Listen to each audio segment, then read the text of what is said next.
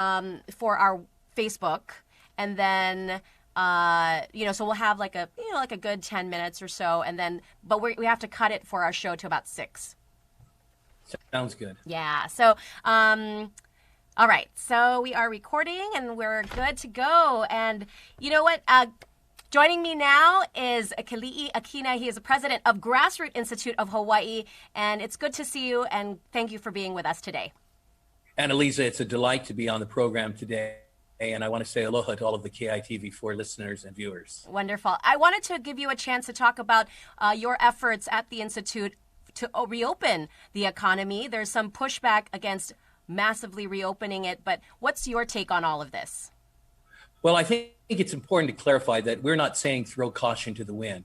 We're not saying instantly open up everything. I think we have to take a rational pathway back to rebuilding the economy. And really, one of the things that is most heart-wrenching is every day I'm talking with people whose lives have just been utterly shattered by the fact that they can't go back to work, or businesses that have had to shut down and are unable to employ so many people. That's really tragic. Last night, I was on the phone until about 10 p.m. with a business owner, and people would know who this is if I gave you the name. He has 4 restaurant bars that are very popular here in Hawaii. He was alone in his office crying inconsolably because he had just yesterday had to fire 80 workers and shut down his business. He can't make a go of it anymore. And prior to that, I spoke with the owner of a chain of jewelry stores who had to fire 300 of their workers. And the wife said to me, "We no longer have a business." Now, that's not good for business, definitely, but it's also not good for workers. We've got nearly 250,000 individuals applying for unemployment insurance. They've got to feed their families, their children, pay their rent. And all of this is really a devastating thing. So we're not saying at all, just throw caution to the wind. But with all the energy and effort that we're putting into protecting public health, which is a great thing, and we need to keep doing it, we also need to be rebuilding the economy and getting ready to at least open up parts of it so that people can get back to work. We've got to let Hawaii work again. Yeah, and I think from what I've been hearing as well, aside from those really heart-wrenching stories that you're mentioning, is kind of the public health aspect. How do you balance the need for, more widespread testing to really get a grip on how far this virus really has permeated our community? Because a lot of them are asymptomatic, as we've seen reports and studies of this. Well, I think it's important to understand that the public health needs and reopening the economy are not either or. It's not one or the other. The fact is we have to go aggressively after both goals. We need to keep the public safe, but we also need to begin opening sectors of the economy. For example, we can open up the local economy even before we bring in the full tourist economy. The gentleman I was referring to who owned several restaurants said that even if he didn't have the tourists back as his customers, he has enough local and military customers so that he can make a go of it. And the point that I'm trying to say is we can't pit these two necessary goals against each other, keeping the public safe and opening up the economy again. In terms of keeping the public safe, one of the things where we have to transition is to allow individuals and businesses to make wise decisions. I think one of the great things that has been done by our frontline workers and our government officials over the last 2 months is to teach people how to social distance. That's something we didn't know how to do at all. We're the aloha state, and we're always hugging each other and kissing each other, and we're very close to each other. The point is we've learned a new behavior. The time has come where we need to allow businesses and individuals to exercise that behavior and make rational choices and take rational risks.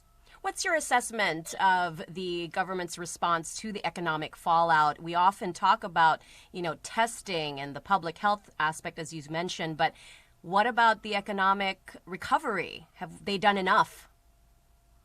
Well, that's a very good question. Economic recovery is not simply giving handouts. And that's my major concern, is that while it is so valuable to have an immediate safety net for people and the ability to get them food and get them shelter and immediate medical care, that's a very temporary response. And the fact is, the government simply does not have the resources to continue providing this type of response. What we have to do is get the economy back into shape again. We've got to let the private sector employ people. We've got to have jobs that provide income, and that's going to be the solution in the long run. The longer we wait, the longer we delay getting the economy back into shape, the more long-term damage we're going to have. And already our state can't weather that. We've got more than $88 billion of unfunded liabilities that we have to pay. And this is before the coronavirus crisis came. That was the state's own fiscal condition. In other words, over the next 30 years, we owe $88 billion that we don't have. But with the coronavirus, the shutdown of business, and the loss of tax income, that figure has been boosted, and that's a terrible thing. So it's very important that we not delay at all, at least moving forward in a rational way to begin rebuilding our economy. Mm-hmm. Is there any specific recommendation you would offer to get this done? Oh, absolutely. At the Grassroot Institute, we're working on a project that we're going to send to the governor very soon called Roadway to Recovery. And Roadmap to Recovery, excuse me. And this is a report that lists at least 20 things that we can do starting immediately that will help rebuild the economy. Some of them are very minor. Some of them are very major. Let me give you an example of one that would be very easy. There actually is a silver lining in terms of what has taken place in the coronavirus, in terms of the area of the shortage of physicians that we have in the islands, especially on the neighbor islands. Thanks to the immediate emergency measures, we've been able to allow physicians from out of state to practice here, and the practice of telemedicine has taken off. Well, after the coronavirus crisis passes, let's continue that. Let's keep that regulation away so that we can help solve the physician crisis. But there are many other things as well that we can do.